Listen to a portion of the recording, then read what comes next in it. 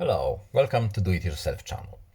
Today I will show you how to change call background in our Samsung Galaxy S22 Ultra.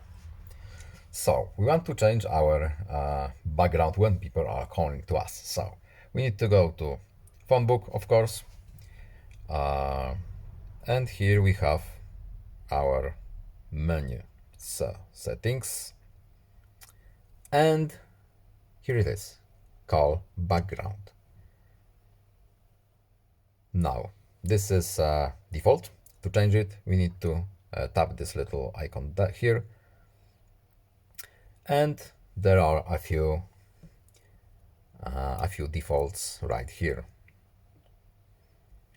So just set as call background, yes please. And our background is now changed and it will be visible when we are being called. That's all. I hope this video was helpful to you. Please leave a like and subscribe.